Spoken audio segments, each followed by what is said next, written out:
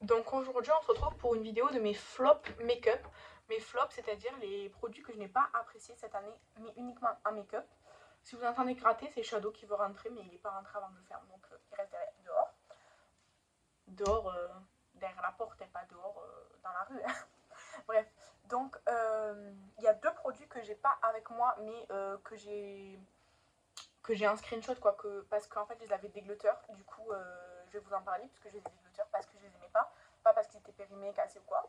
Donc tout d'abord on a le fard liquide, c'est un fard Be Perfect, c'était la collection Antidote Carnival 4 je pense, avec Stacy Marie. Alors moi j'avais une teinte cuivrée, je sais plus ce que c'était la teinte, c'était Cooper quelque chose, je sais plus franchement. Et en fait j'ai pas du tout aimé parce que, déjà deux choses, en fait j'ai pas aimé pour deux choses. Premièrement, pas du tout opaque, donc il fallait en passer encore et encore. Alors plus on en mettait, moins c'était transparent, sauf que en fait on ne pouvait pas l'estomper parce que dès qu'on l'estompait ça redevenait transparent, ça disparaissait. Et en fait ça ne tenait pas du tout, c'est-à-dire que moi je l'ai mis et tout, le temps que je fasse un œil et que je fasse l'autre œil, le premier œil il avait déjà tout crisé, machin et tout, c'était vraiment nul, nul, nul. J'avais pas du tout apprécié. Alors je suis un peu dégoûtée parce que j'en ai offert un à Kathleen dans la box de ce mois-ci de Noël. Et je sais d'avance qu'il est nul ce produit. Donc je suis désolée Kathleen. Mais quand je l'ai acheté et quand je te l'ai mis dans la box, je l'avais pas encore essayé le mien. Donc voilà. Du coup, le produit Stacy Marie, là, le fard liquide, j'ai pas du tout aimé. Je l'avais acheté en solde et en fait, je pense qu'ils étaient soldés parce que justement, c'était pas vendu et tout, parce qu'ils étaient pas très bien. Donc, je sais pas si le fait qu'il soit déjà soldé, c'est parce qu'il était déjà vieux et du coup, je sais pas. En tout cas, moi, je m'en suis débarrassée, je l'ai jeté parce que je pouvais pas donner ça à quelqu'un. Ensuite, le deuxième produit que je n'ai pas avec moi, c'est ce rouge à lèvres liquide. C'est un rouge à lèvres liquide de la marque MUA Makeup Academy. C'était une couleur rosewood, quelque chose, donc bois de rose, quelque chose comme ça. Alors la teinte, elle était très jolie la teinte. Le problème c'est la texture de ce rouge à lèvres sur moi, parce que je connais, enfin sur moi évidemment, je vous donne mon avis sur moi. Sur moi, c'était très sec, mais tellement sec que ça s'effritait et que ça a genre pelé mes lèvres, quoi, tellement c'était sec. Donc la teinte était très bien et tout ça, l'applicateur aussi, mais trop sec, vraiment, non, je l'ai pas du tout apprécié, je l'ai dégluteur aussi, je l'ai jeté aussi parce que je pouvais pas le donner à quelqu'un, voilà, je l'ai pas donné à ma cousine parce que je me suis dit que ça allait faire pareil sur elle. Donc ce produit-là, malheureusement, je l'ai plus et pour vous montrer, mais il n'était pas du tout adapté à moi. Après, je sais que ben, justement Kathleen, celle qui me l'avait offert, elle en avait un qui lui faisait pas ça. Donc soit c'était la teinte, soit c'était le produit, je sais pas. En tout cas, sur moi, non. Ensuite, je vais me remettre un petit peu au milieu. Ensuite, un échantillon de make-up que j'ai gardé dans ma boîte de make-up terminée, c'est les beiges de chez Chanel. Alors moi, c'était le B30. Alors, le B30, quand je l'avais appliqué, il était bien. C'était assez naturel. Ils disent teinte belle mine naturelle, hydratation et longue tenue. Alors oui, c'était bonne mine, assez naturelle, pas hyper couvrant, pas finition mat et tout, enfin vraiment ce qu'ils disent. Le problème que j'ai eu avec ce fond de teint, c'est qu'il s'est oxydé à mort. Vous voyez là la teinte qu'il a? Là, vous voyez? Genre comme c'est foncé là. Mais en fait, ça faisait ça après sur ma peau. Vous voyez bien que ça va pas du tout avec moi. En fait, c'est ça, en fait, je l'avais appliqué, machin et tout.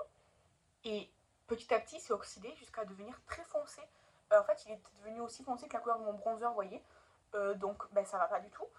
Surtout le prix que ça coûte chez Chanel, ça peut pas oxyder comme ça, c'est pas possible quoi. Donc, à l'application, bien, normal, mais dans la durée sur la journée, pas du tout bien. Vraiment, en plus, moi, j'ai la peau mixte à grasse, donc j'avais mis de la poudre et tout, mais bon, ça rebrillait très vite et tout, mais bon, ça, disons que c'est pas la faute du fond de teint, puisqu'il n'est pas adapté pour ça. Mais niveau de la teinte, l'oxydation, c'est mort quoi, l'oxydation à mort. Deuxième produit teint, je vous ai bassiné avec une bonne partie de l'année, parce que je ne l'ai pas aimé justement, c'est le Cover Expert SPF 15 fond de teint haute couvrance perfection mat de chez Balteri. Ce truc, je ne l'ai pas du tout aimé, parce que c'est absolument pas ce qu'il dit. Alors, fond de teint haute couvrance, non, c'est pas du tout haute couvrance, pas du tout, c'est pas du tout haute couvrance.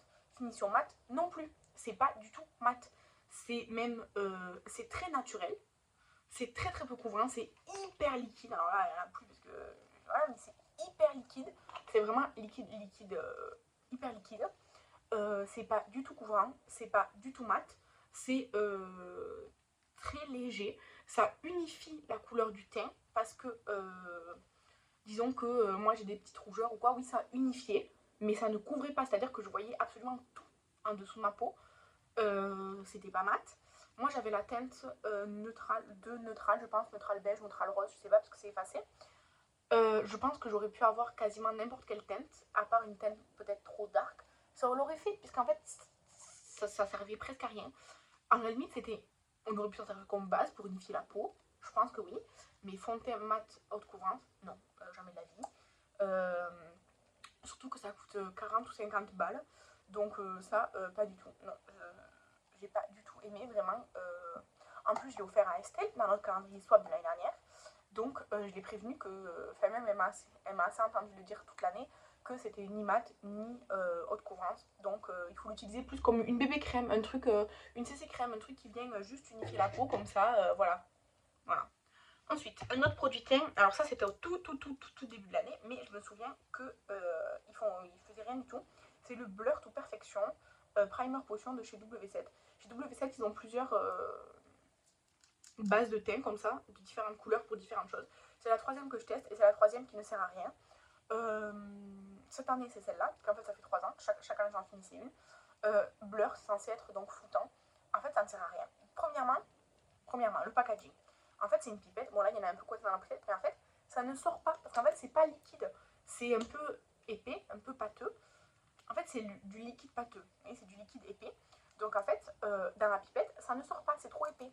Donc moi je l'avais mis dans un autre récipient pour l'appliquer au doigt, faire comme ça, parce que avec la pipette, ça ne fonctionne pas, parce que ça ne coule pas, c'est pas liquide. Et en fait, ça ne servait à rien. Alors, c'était pas désagréable à appliquer, puisque bah, c'est comme si on appliquait un peu un sérum, on va dire, un truc, mais ça ne faisait rien. Ça ne faisait pas tenir le fond de teint. Ça dépend quel fond de teint je mettais en plus après, ça me pelait la peau, donc super. En fonction, ça dépend quelle crème solaire j'avais mis avant, ça pelait aussi, donc ça m'a gonflé. Et en fait, ça ne floutait pas, ça faisait rien, à part m'emmerder. Voilà, donc ça, c'est mort. Les bases comme ça, là, je vais plus en racheter, j'en ai pas racheté d'autres et je compte pas en racheter d'autres. Voilà. Ensuite, produit sourcils. Déjà l'année dernière, je l'aimais pas, je sais pas si je l'avais mis dans mes flops, mais c'est l'espèce de mascara à sourcils de chez Kiko. Alors moi, j'ai la teinte 3 brunette. Alors la teinte, c'est pas ça le problème. La teinte, c'est pas un problème. En fait, l'embout, c'est un peu comme un embout gloss, très dur. En fait, l'embout là, il est truc, mais l'embout en lui-même, en gros, l'embout, vous pouvez faire comme ça, mais l'embout en lui-même est très dur. Alors, il y a des espèces de fibres là, des espèces de petits poils. Déjà, moi, ça, je m'en fous. Mais en fait, le problème, c'est que cet embout, c'est pas un embout goupillon comme les mascaras, c'est vraiment un petit embout comme les gloss. Du coup, ça dépose beaucoup de matière, énormément de matière, un peu pâteux avec ces espèces de fibres poils là. Et ça fait vraiment pas naturel. Après, il faut obligatoirement venir l'estomper avec le goupillon, machin et tout. En fait, c'est censé, moi quand j'achète un mascara coloré pour les sourcils, c'est censé me faciliter la vie. Et bien celui-là, pas du tout. Donc je l'ai toujours. Je pense qu'il va finir en déglotteur à la fin du mois parce que je l'utilise pas. Donc voilà. Et ensuite, deux mascaras. Donc un premier qui était du début de l'année, c'est le Zoeva Infini Potential Mascara Full Volume. Alors, je vous montre la brosse. Donc la brosse, elle était comme ça. Alors, ce mascara, il est dans les flops parce que, en fait, il faisait des jolis cils. C'est pas ça le problème. C'est qu'en fait, il n'était pas du tout waterproof. C'est-à-dire qu'il coulait beaucoup. Euh, il a été rapidement sec aussi. Rapidement, il faisait des paquets, donc il a très mal vieilli et tout. Enfin, franchement, à part au début de l'utilisation, qui faisait des jolis cils, qui étaient faciles à appliquer, mais qui coulaient, attention.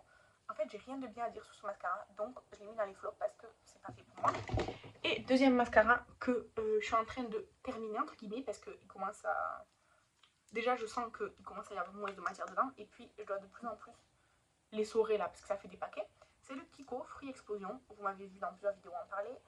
Vous savez que je l'apprécie pas forcément. Alors, ben, je vous montre la brosse, parce que là, je l'ai rangée. Je vais l'essorer parce qu'il y a des paquets partout. Hop, hop. Bon, ça ira. C'est une brosse en picot silicone, avec des petits picots. Mais la brosse, j'ai pas de problème avec cette brosse. En fait, le problème que j'ai, c'est que, bon, il est pas du tout waterproof, c'est-à-dire que genre, j'éternue, j'en ai partout, on dirait un panda. Tant qu'il est pas sec, je peux pas cligner des yeux ou quoi, parce que si je cligne des yeux, vous savez, genre ça fait comme ça là, hop, et ben ça m'enfle partout en dessous. Là, en fait, j'ouvre grand les yeux pour en mettre comme ça, et ben souvent j'en ai ici, bon, on va dire que c'est un peu ma faute, mais il est vraiment, il transfère en fait, tant qu'il est pas sec, je suis comme ça, pas trop collé là, et j'attends qu'il sèche parce que sinon j'en ai partout en dessous là, c'est une horreur. Donc il transfère, il n'est pas waterproof, hein, ok.